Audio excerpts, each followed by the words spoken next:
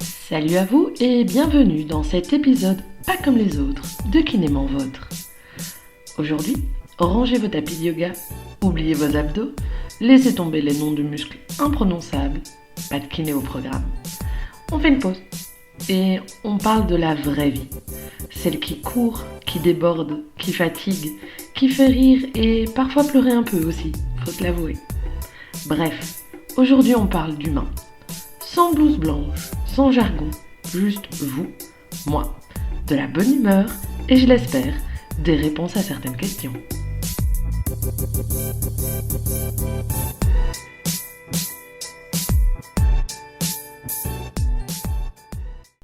Ces dernières semaines, j'ai publié une mini-série autour des enfants et des écrans sur mes réseaux sociaux.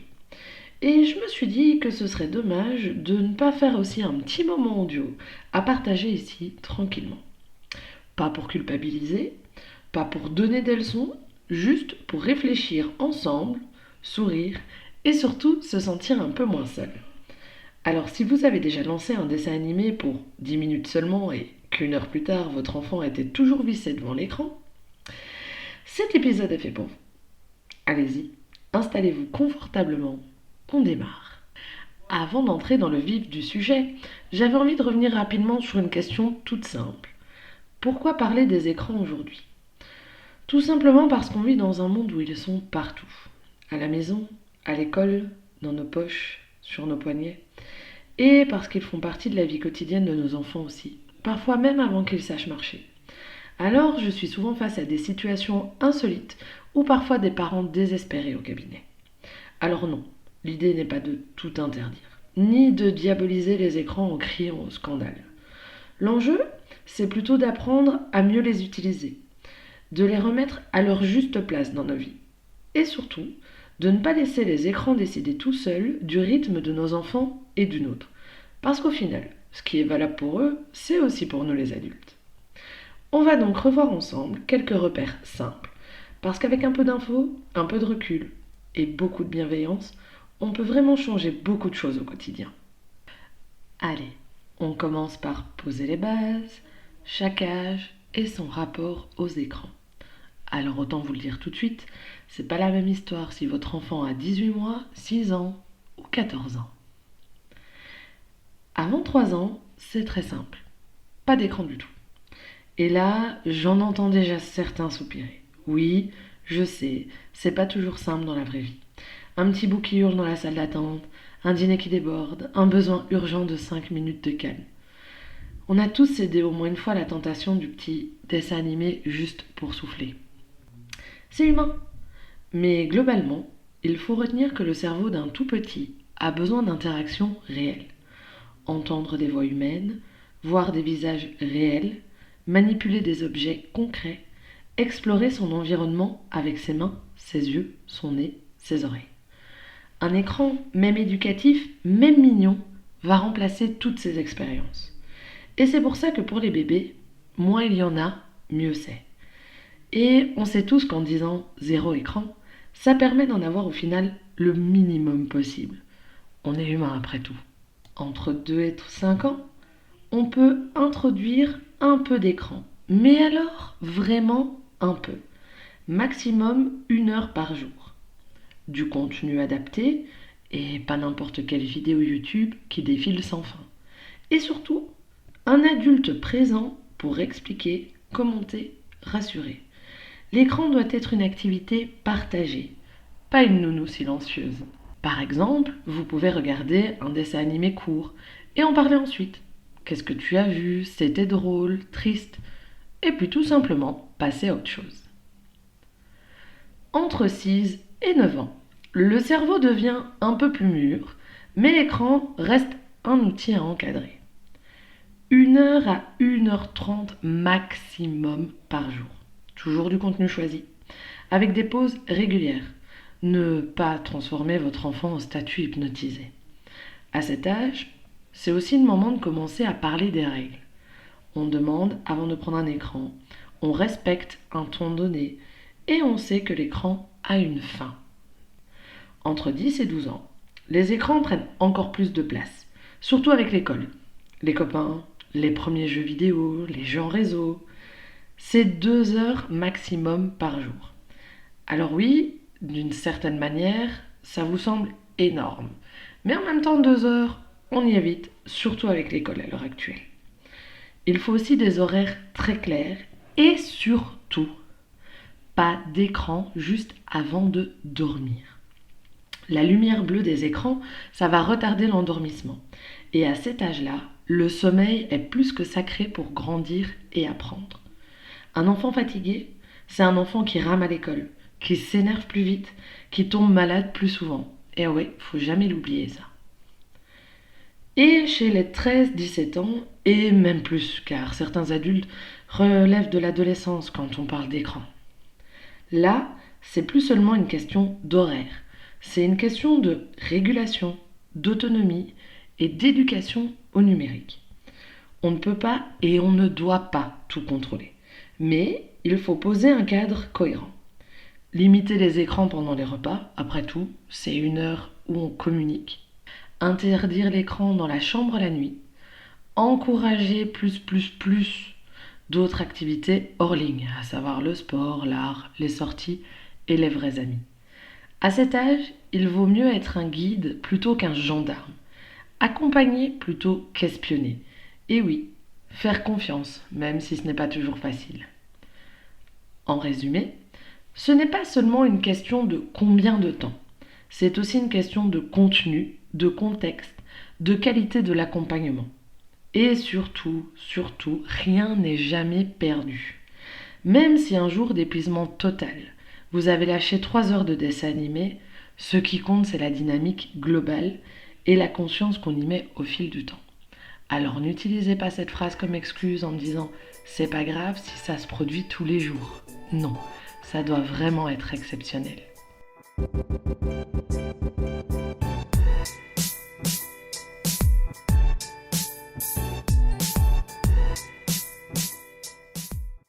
Alors oui, on vous casse beaucoup les oreilles avec le risque des écrans. Mais soyons honnêtes, les écrans ont aussi du bon, quand ils sont utilisés avec discernement. Et ça, c'est important de ne pas l'oublier. Parce que sinon, on tombe vite dans le discours alarmiste. Les écrans, c'est le mal, il faut tout bannir. Et franchement, ce n'est ni réaliste ni utile. Alors, quels sont les vrais atouts des écrans? D'abord, c'est un outil d'apprentissage incroyable.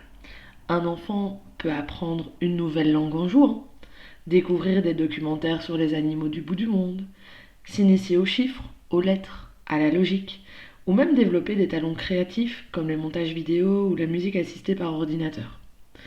Un bon dessin animé, une appli bien pensée ou une série éducative bien choisie peut vraiment éveiller leur curiosité et enrichir leur vocabulaire. Petit exemple concret, quand j'étais jeune, je regardais le bus magique. J'en ai appris des choses. Et même il était une fois la vie.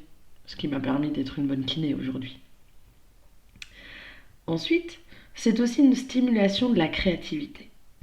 Aujourd'hui, les enfants ne sont plus seulement consommateurs d'images, ils peuvent aussi devenir créateurs. Dessiner sur une tablette, créer leurs propres histoires, monter des petites vidéos avec les parents à côté, ou même inventer des musiques. L'écran devient alors un terrain d'expression, un espace pour tester, explorer, oser. Bien utilisé, c'est un formidable booster d'imaginaire condensé, alors que nous, on avait plein de différents jouets pour y arriver. C'est aussi une ouverture sur le monde. Grâce aux écrans, on découvre d'autres pays, d'autres cultures, d'autres modes de vie. Un enfant peut voir des dauphins en Antarctique, entendre parler japonais, visiter virtuellement un musée à l'autre bout de la planète. Et ça nourrit la tolérance, l'envie d'apprendre, la curiosité naturelle. C'est aussi un outil pour créer ou maintenir un lien social. Dans certaines situations, les écrans permettent de garder ce lien précieux. Une visio avec un grand-parent qui habite loin, des messages vocaux à un ami, un jeu collaboratif en ligne. Attention bien sûr à bien encadrer. Mais quand l'écran relie au lieu d'isoler, il peut parfois être un vrai outil affectif. Et ça, on l'a tous vu pendant le Covid. C'est aussi une aide à certains profils types d'enfants. On va parler des enfants porteurs de TSA, donc des troubles du spectre autistique, de tous les enfants dyslexiques, dyspraxiques, dysphasiques, des TDA avec ou sans hyperactivité. Les outils numériques, dans ce cas-là, sont un vrai support. Alors, ils ont des applications adaptées qui permettent d'améliorer la communication, de structurer l'information visuelle, de renforcer la motivation ou de proposer des exercices ludiques pour apprendre autrement. Bien sûr, là encore, l'accompagnement humain reste central. En résumé, l'écran, c'est comme une boîte à outils. Ce n'est ni bon ni mauvais en soi. Tout dépend de comment on s'en sert. Et entre nous, si un dessin animé vous a permis de finir votre café chaud une fois cette semaine, moi je vous dis bravo. Pas besoin de tout rejeter. Il faut juste apprendre à choisir, doser et accompagner. Bon, maintenant qu'on a vu tous les jolis côtés des écrans, il faut qu'on refasse un point sur l'envers du décor. Parce que oui, même si les écrans peuvent être un outil formidable, mal utilisés, ils sont un vrai piège. Et l'idée, ce n'est pas de paniquer à chaque fois qu'un écran est allumé, mais de savoir où il faut faire attention. On va commencer par le sommeil, parce que c'est souvent le premier truc qui trinque. Quand un enfant est exposé aux écrans le soir, la lumière bleue bloque la production de mélatonine, c'est l'hormone du sommeil. L'excitation visuelle maintient le cerveau en alerte. Résultat, il a du mal à s'endormir, parfois même il dort moins bien, plus superficiellement. Et surtout, il ne faut jamais oublier que ça peut aussi expliquer pourquoi vos enfants ne sont pas propres. Parce que oui, ça aussi, ça le ralentit. En plus, un enfant mal reposé, c'est un enfant qui est plus irritable, qui apprend moins bien et qui se fatigue 2 fois plus vite. Alors, désolé, mais le petit rituel du dessin animé juste avant d'aller dormir, on oublie tout de suite. On va privilégier un temps calme, une histoire, un câlin, une musique douce, comme on faisait avant. En plus, les écrans modernes comme YouTube, TikTok ou les jeux rapides sont conçus pour capter et fragmenter l'attention. Des images qui défilent toutes les 2 secondes, des effets sonores partout, des récompenses instantanées. Le cerveau s'habitue à passer d'une info à l'autre sans arrêt. Et dans la vraie vie, l'école, les devoirs, les conversations, c'est beaucoup plus lent, beaucoup moins waouh. Résultat, certains enfants ont de plus en plus de mal à rester concentrés, même juste 5 minutes et sur une consigne simple. Quand on parle de dépendance aux écrans, ce n'est pas juste une expression. Quand un enfant ou un ado regarde un écran, son cerveau reçoit des doses de dopamine, l'hormone du plaisir immédiat. Et plus il en reçoit, plus il en veut. C'est pour ça que vous entendez souvent «Encore 5 minutes», «Attends, je finis ma partie», «Encore une vidéo, après c'est la promis, j'arrête». Et à force, couper devient une lutte. Et là, on est vraiment face à une dépendance qui est douce, mais bien réelle. Alors même si un enfant semble connecté à plein de choses via les écrans, en réalité, il est seul devant sa tablette.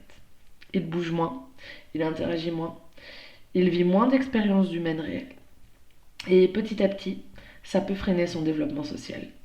Sa capacité à comprendre les émotions des autres, à négocier, à collaborer. Et puis, il y a ce qu'on maîtrise pas toujours. Même en mettant des restrictions, il suffit d'un clic, d'un partage d'amis, d'une vidéo mal ciblée, et hop, violence, sexualité brute, discours haineux, fake news. Le cerveau d'un enfant n'est absolument pas prêt à voir ce genre de choses, à tout comprendre ou à tout digérer. D'où l'importance de rester proche, d'en parler et de guider sans espionner. Enfin, il y a un vrai danger qu'on minimise moins qu'avant, mais encore trop souvent, le harcèlement en ligne. Moqueries, menaces, humiliation publique, exclusion. Sur les réseaux, ça ne s'arrête pas. La sonnerie de l'école a retenti, mais les réseaux sont toujours là. Ça peut continuer 24 heures sur 24, 7 jours sur 7. Et ça peut très bien être invisible aux yeux des adultes. C'est pour ça qu'il est crucial de créer un espace de parole, de rappeler qu'ils peuvent venir vous parler sans jugement, de rester vigilants sur leurs humeurs, leur sommeil et leur comportement, parce que parfois, c'est là que vous verrez que ça se produit. En résumé, les écrans ne sont pas un problème en soi. C'est leur usage sans cadre, sans accompagnement, sans limite, qui peut créer ces déséquilibres. La bonne nouvelle, c'est que chaque petit ajustement que vous mettrez en place va faire une vraie différence.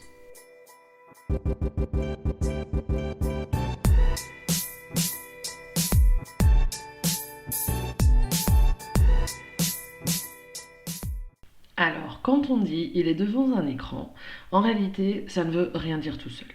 Un écran, c'est un outil, et tout dépend ce qu'on y fait dessus. C'est exactement comme une cuisine. On peut y préparer une salade pleine de vitamines, ou engloutir 3 tablettes de chocolat sans respirer. Je vous juge pas, promis, je le fais de temps en temps. Alors concrètement, on distingue plusieurs types d'écrans. Tout d'abord, les écrans passifs. Ça, c'est ceux qu'on connaît tous très bien. Dessins animés, séries qui défilent, vidéos YouTube à la chaîne. L'enfant regarde, mais il ne fait rien activement. Il reçoit de l'information, il la consomme sans interaction.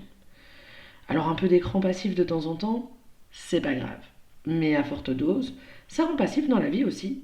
Moins d'initiative, moins de créativité, moins de curiosité. Puis on a l'écran interactif. Là, l'enfant agit. On est sur les jeux vidéo, les applis éducatives, les activités de codage. Il clique, construit, choisit, réfléchit. Le cerveau est plus sollicité. Logique, anticipation, prise de décision. Mais attention, certains jeux interactifs sont très addictifs. L'interaction doit être porteuse de sens, pas juste un enchaînement de récompenses sans fin, et pas simplement Fortnite. Non. On a aussi les écrans éducatifs. Là, on parle d'écrans réellement conçus pour apprendre. Documentaires animés, quiz ludiques, applications pédagogiques. L'enfant découvre, il enrichit ses connaissances, nourrit son cerveau. Un documentaire sur les volcans ou une application pour apprendre à lire, ça n'a rien à voir avec des vidéos TikTok de danse de 3 secondes. Mais l'accompagnement est toujours essentiel. Un documentaire, c'est bien, mais en parler après avec son enfant, c'est 1000 fois mieux.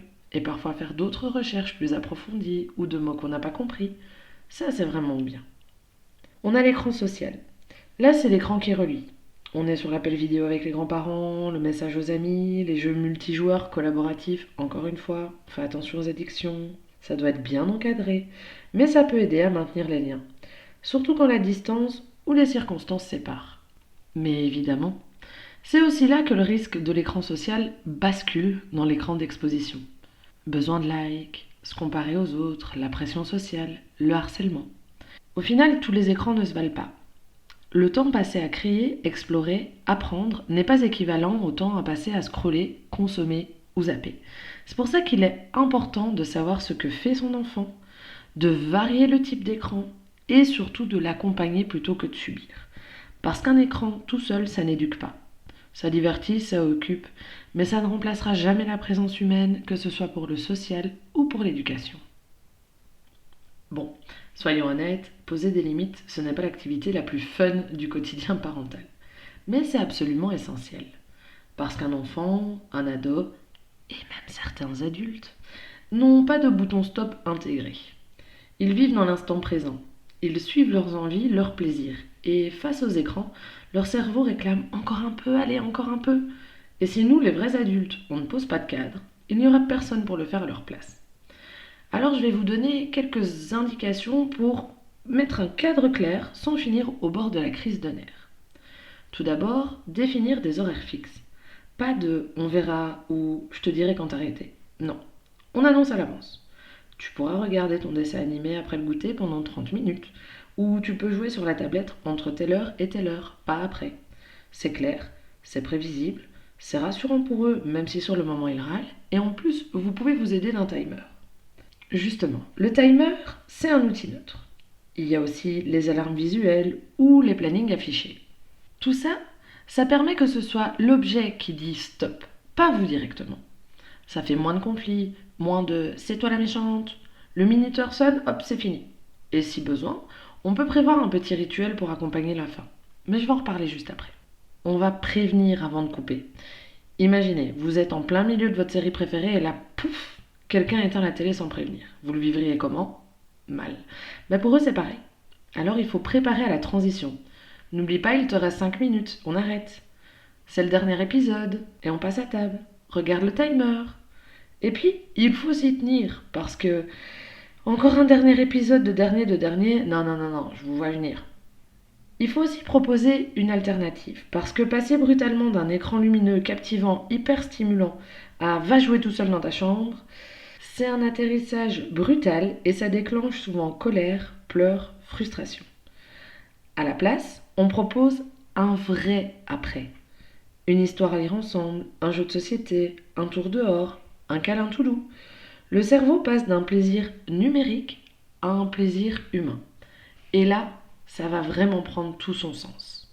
Il faut aussi rester cohérent entre adultes. Si vous êtes deux ou plus à gérer les règles d'écran à la maison, mettez-vous d'accord. Rien de pire que maman dit oui, papa dit non, mamie a dit juste un petit peu, mais encore un peu. Résultat, ça va juste lui apprendre à négocier. Et ils sont redoutables à ce jeu-là. Croyez-moi, je le vois au cabinet. Donc, on pose une règle commune, on la respecte ensemble, même si parfois c'est tentant de lâcher pour avoir la paix. Il faut donc un cadre qui n'est pas une prison, c'est juste un filet de sécurité.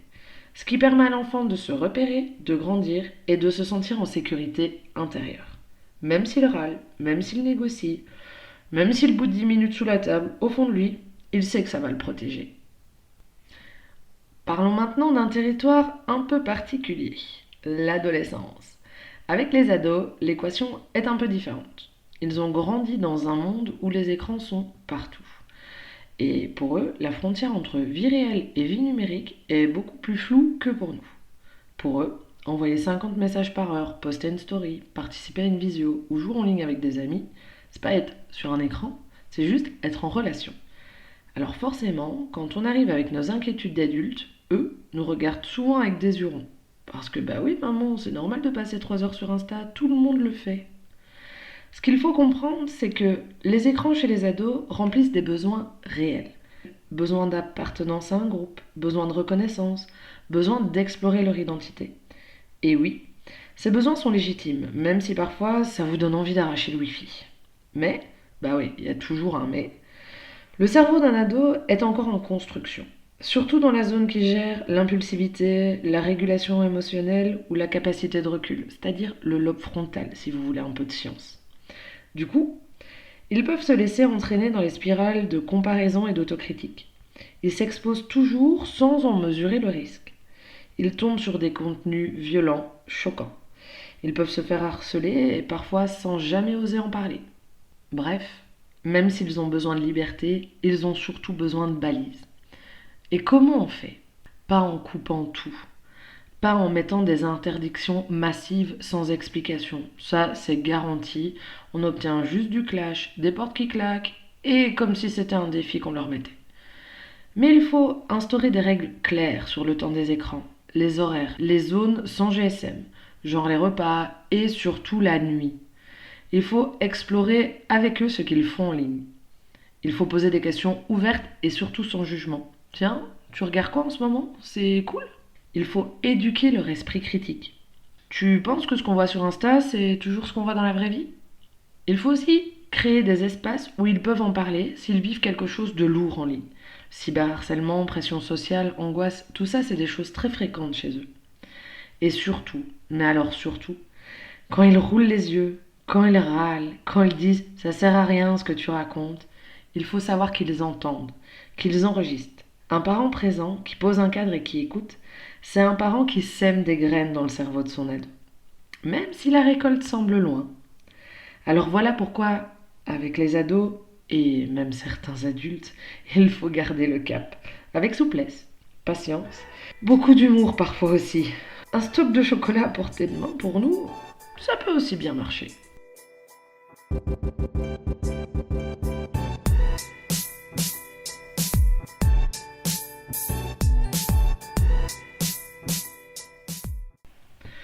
Alors on a beaucoup parlé des écrans, de ce qu'ils apportent, de ce qu'ils prennent parfois.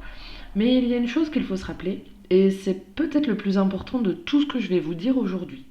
C'est qu'aucun écran, aussi beau, aussi intelligent soit-il, ne remplacera jamais certaines choses essentielles pour un enfant. Le jeu libre, le vrai jeu, celui qui part dans tous les sens, celui où un coussin devient un radeau, un carton devient un château, où deux cailloux deviennent les meilleurs amis pour la vie. Le jeu libre permet de développer l'imaginaire, la créativité, la capacité à résoudre des problèmes et l'autonomie. Pas besoin de consignes, pas besoin d'animation lumineuse, juste de l'espace et du temps. Il y a aussi le mouvement réel, pas le mouvement des pouces sur un écran tactile ou sur une manette, le vrai. Courir, sauter, grimper, tomber, se relever, se salir. Le mouvement va permettre de développer la motricité, l'équilibre, la connaissance du corps, mais aussi la confiance en soi. Un enfant qui bouge est un enfant qui construit son corps et donc son identité. Et aucun jeu vidéo, même sportif, ne remplace une course effrénée dans le jardin ou une bataille de coussins avec papa et maman. Les interactions humaines, encore une fois, les vraies, celles où on se regarde, où l'on s'écoute, où l'on rit ensemble, où on se fâche parfois, mais surtout celles où on se comprend. Apprendre à lire dans les regards, à décoder une émotion, à consoler, à s'excuser. Tout ça, ça ne passe pas par les messages écrits, ça ne passe pas par les reels ou par les emojis. Ça passe par les visages, les voix et les vrais gestes. Il y a l'ennui. Alors oui, l'ennui. Cet espace vide, ce moment où je sais pas quoi faire, qui devient tiens, si je construisais un truc bizarre ou si je dessinais le monstre que j'ai imaginé. L'ennui est précieux. Il est le terreau de la créativité. Il apprend à tolérer l'attente, à avancer, à sortir de soi. Un enfant qui ne s'ennuie jamais est un enfant qui risque de chercher sans cesse des stimulations extérieures, au lieu d'apprendre à créer ses propres mondes et aussi son identité, encore une fois. Enfin et surtout, aucun écran ne vous remplacera vous. Votre regard qui encourage, vos bras qui rassurent, vos mots qui apaisent, votre présence même silencieuse. C'est ce lien humain, vivant, réel qui construit leur sécurité intérieure. Et peu importe les applis, les vidéos, les jeux dernier cri, vous serez toujours leur meilleur repère. Même si parfois ils ne le montrent pas. Même s'ils roulent des yeux. Même s'ils râlent. Au fond, ils le savent. Et c'est ça qui compte. Bon. On a beau avoir posé un cadre clair, choisi du contenu de qualité, limité le temps. Il y aura quand même des crises. Et c'est normal. Je le redis parce que c'est important. Ce n'est pas vous qui êtes nul, et ce n'est pas votre enfant qui est anormal. C'est juste que gérer la frustration, c'est une compétence qui s'apprend. Et pas avec les écrans. Et l'arrêt d'un écran pour un enfant, c'est un peu comme arracher un livre passionnant des mains d'un adulte qui est pile à la page la plus intéressante ou couper votre série Netflix 10 minutes avant la fin, tiens. Alors, que faire quand le moment de vérité arrive? Premièrement, prévenir avant de couper. Toujours, toujours, toujours. Un enfant plongé dans un jeu ou un dessin animé n'a pas conscience du temps qui passe. Alors on prépare la sortie. Encore 5 minutes. Puis dans 2 minutes on éteint. Et hop, le minuteur sonore sonne et on a besoin d'appuyer dessus, donc on sort du dessin animé. C'est bête, mais prévenir, c'est offrir un sas de décompensation émotionnelle. Il faut aussi être prêt à encaisser la vague. Parce que même avec tout ça, parfois ça râle quand même. Ou ça pleure. Ou ça négocie avec des yeux de chaton battus. Et là, votre mission, si vous l'acceptez, c'est de rester calme. Pas de négociation de dernière minute. Pas de bon ok encore 5 minutes. Pas de cri en réponse à l'enfant. Juste, je comprends que tu sois frustré, c'est normal. Et maintenant c'est l'heure d'éteindre. Enfin, quelque chose d'éducation positive que vous connaissez certainement mieux que moi parce que vous connaissez votre enfant. Et oui, parfois il faut répéter 3 fois aussi. Il faut aussi offrir un après attractif. Passer brutalement de je suis plongé dans mon monde à tu n'as plus rien à faire, c'est violent, je vous l'ai déjà dit. Alors proposez tout de suite un relais. On va lire une histoire ensemble? Tu m'aides à préparer le souper? On sort faire un tour dehors, il fait beau. Le but, c'est que l'enfant sente qu'il ne perd pas tout, qu'après l'écran, il y a encore du lien, de la vie, du plaisir. Ne pas prolonger juste pour avoir la paix. Ah, la tentation, vous la connaissez, hein? Quand on est épuisé, débordé, qu'on n'a qu'une envie, c'est de passer une soirée sans cri. La tentation de dire, allez, encore 10 minutes, et après vraiment j'éteins. Sauf que chaque prolongation, juste cette fois, valide dans l'esprit de l'enfant qu'en râlant, en négociant, on peut gagner. Et du coup, la fois suivante, ce sera encore plus dur. Donc on tient, même si c'est dur. Et après, on va pleurer silencieusement dans les toilettes. C'est autorisé. Personne ne vous jugera. Il faut aussi se rappeler que ce n'est pas personnel. Quand un enfant hurle, tape du pied, dit t'es méchant ou c'est pas juste, c'est pas contre vous. C'est contre la frustration qu'ils n'arrivent pas encore à réguler tout seuls. Alors pour les ados, vous me direz, c'est qu'ils n'ont pas appris à la gérer avant. Mais vous, vous êtes juste. Le mur sur lequel cette émotion se cogne, c'est vous en fait. Et plus vous êtes stable, calme, bienveillant, plus à long terme, votre enfant apprendra à traverser cette tempête sans sombrer. En résumé, oui, il y aura des crises. Oui, ce sera souvent épuisant. Et vous aurez envie d'abandonner. Mais à chaque fois que vous tenez doucement mais fermement la limite, vous donnez à votre enfant un cadeau précieux. Celui de grandir dans un cadre clair, d'apprendre la frustration et de sentir que même quand il est débordé par ses émotions, vous restez là, solide, présent, aimant. Un vrai parent, quoi. Voilà. On arrive à la fin de ce petit voyage ensemble autour des écrans, des enfants, parfois grands, des limites, des crises, mais surtout autour de la vraie vie. Si vous avez écouté jusqu'ici, je voudrais d'abord vous dire quelque chose d'important. Bravo. Bravo d'avoir pris tout ce temps pour réfléchir, parce que j'avoue que c'était un peu long aujourd'hui. Bravo de vous questionner, même quand c'est inconfortable. Bravo de chercher des repères dans un monde qui va vite, très vite, trop vite même. Parents, éducateurs ou proches, vous faites déjà un travail formidable. Même si vous en doutez, même si parfois vous vous sentez perdu, même si tout ne se passe pas comme dans les livres d'éducation, ce n'est pas la perfection qui compte, c'est la présence et cette fameuse constance imparfaite. L'amour maladroit parfois, mais toujours là. Alors si un jour vous craquez et laissez l'écran tourner plus longtemps que prévu, si un soir vous oubliez de dire 5 minutes avant d'éteindre, ou si vous finissez par crier stop au lieu de rester calme, c'est pas grave. Ce qui compte, c'est la trajectoire globale. C'est d'avoir envie d'accompagner, de guider, d'être là, à votre manière certes, mais de le faire. Et ça vaut bien plus que toutes les règles parfaites du monde.